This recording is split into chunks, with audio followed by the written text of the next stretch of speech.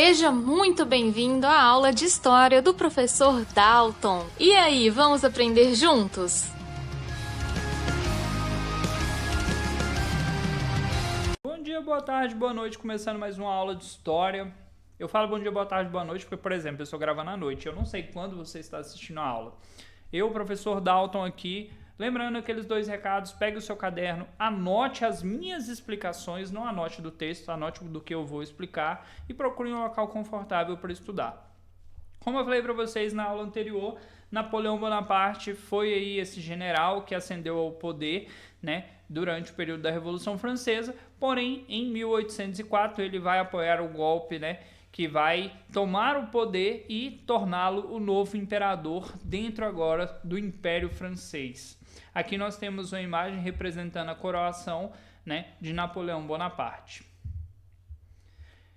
Aqui vai ter um grande período das guerras napoleônicas. Por que um grande período? Napoleão Bonaparte ele foi um grande general e ele percebeu que a França poderia se tornar muito poderosa se ela tomasse territórios próximos. Então ele vai começar uma guerra contra as monarquias que estão próximas à França. Quem não era aliado era inimigo. Quem era inimigo perdia a cabeça. Vários reinos vão ser invadidos e muitos reinos vão acabar perdendo. Entre as guerras, nós temos destaques aqui para a Inglaterra, Áustria, Prússia e Rússia, que se uniram aí contra a França. E dentre esses aqui, eu vou dar destaque principalmente para a Inglaterra. A Inglaterra vai ser o grande inimigo da França, mas a Inglaterra vai ter uma vantagem. Olha lá, a França tinha um exército muito grande e muito forte. A Inglaterra tinha uma marinha muito grande e muito forte. Porém, o exército de Napoleão não conseguiria chegar até a Inglaterra por não ter uma marinha tão forte e atacar a Inglaterra. A Inglaterra não tinha um exército tão forte para invadir a França e atacar a França. Então essa guerra entre os dois ela vai ser uma guerra indireta. Por que ela vai ser uma guerra indireta? Napoleão vai declarar o chamado bloqueio continental. Todo e qualquer país que fizesse comércio com a Inglaterra era inimigo declarado da França. Dessa maneira, ele enfraqueceria a França e conseguiria tomar a França. Aqui é um portão chamado de Portão de Brandemburgo, aí, ó. Portãozão aí da vitória de Napoleão. Chique, né? Desculpa. Ele pode. Olha o tamanho disso. Gigantesco. Vamos lá.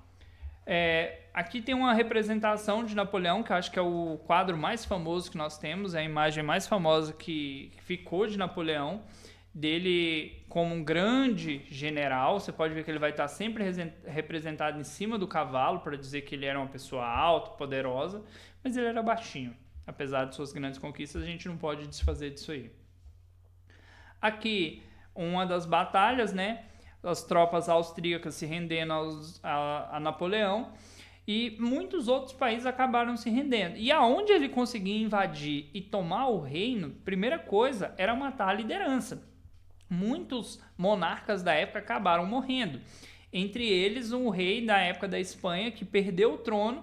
Napoleão vai colocar o irmão dele, José Bonaparte, para governar. E José Bonaparte vai até se tornar responsável pelas colônias na América.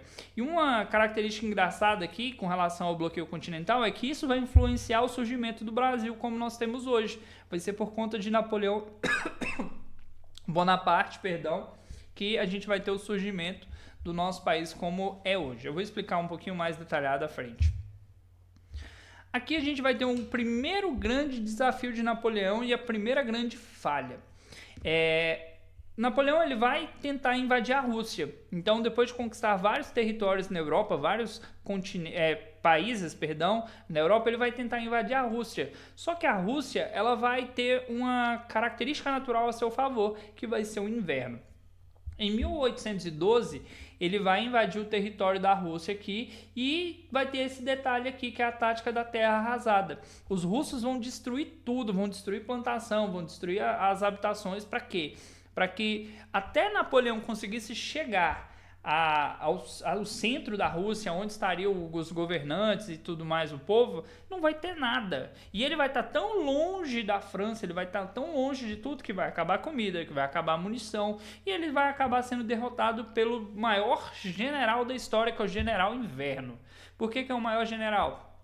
Napoleão vai perder para o inverno, Hitler, lá na Segunda Guerra Mundial, vai perder para o inverno. Então a gente percebe que a Rússia não precisa nem ter o maior exército do mundo. Ela tem um fator natural que auxilia, que é esse, né, que é o inverno.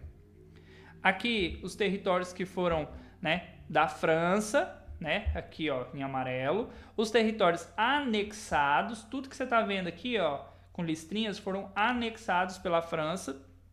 Aqui em laranja, os aliados da França, olha aqui ó, a Espanha que também foi dominada, região da Baviera, Suíça, vários aqui ó, aqui dentro aqui ó, da Varsóvia, uma parte que seria da Rússia. O Império Austríaco aqui, alguma parte dele foi dominada também. Aqui mostra todas as incursões de Napoleão, ó. Essa setinha azul seriam as incursões de Napoleão.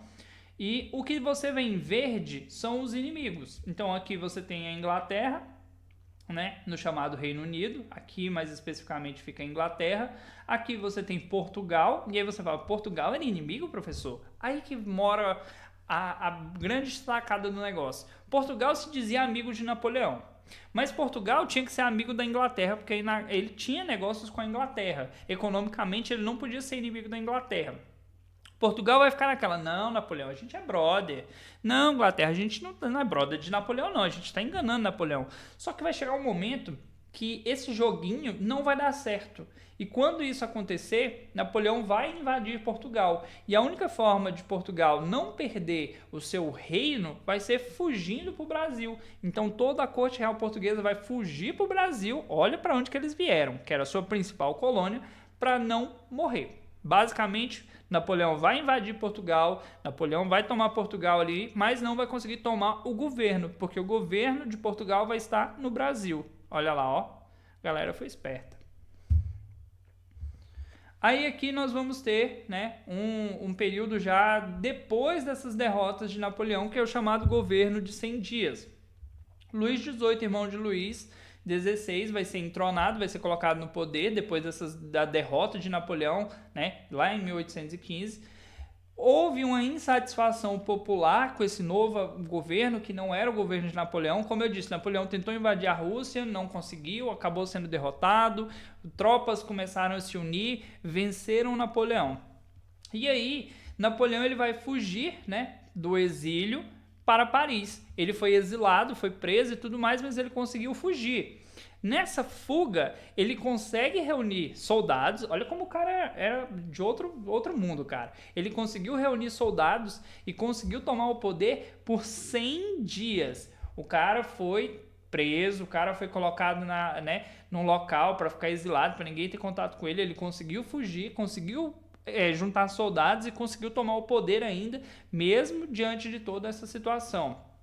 Porém, como eu já falei para vocês, Napoleão tinha muitos inimigos. Então, em 1815, Rússia, Áustria, Prússia, Inglaterra, né, vão se unir para a chamada Batalha de Waterloo, que é uma batalha muito famosa, tem vários quadros representando ela, e vão lutar novamente contra Napoleão, que por sua vez vai acabar sendo derrotado, dessa vez de forma definitiva, e vai ser exilado aqui na ilha de Santa Helena, né, para passar o restante da sua vida.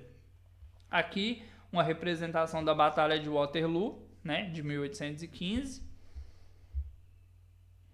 E aqui já falando a respeito da morte dele, né, que Napoleão vai morrer em 1821 de uma úlcera provocada por uma má dieta. Se você calcular que ele nasceu em 1969, ele morreu com 42 anos. Morreu muito jovem, mas foi o maior general que a história conta a respeito.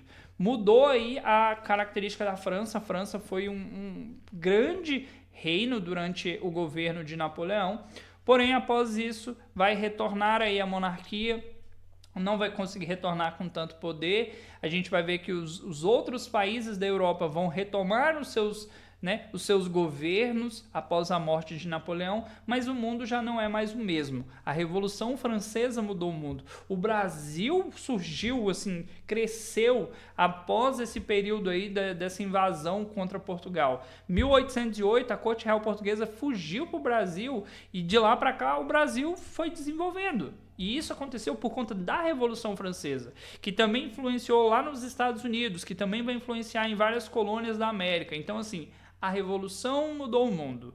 Napoleão foi um dessas grandes engrenagens da Revolução. Então é isso aí, pessoal. Espero que vocês tenham gostado. Essas 6 aulas aí foram sobre a Revolução Francesa. É importante você saber a respeito de cada ponto que eu destaquei, bastante sobre a figura de Napoleão. E se tiver curiosidade, pesquise mais, assista documentários, vocês vão achar umas paradas bem interessantes aí no YouTube. Até a próxima!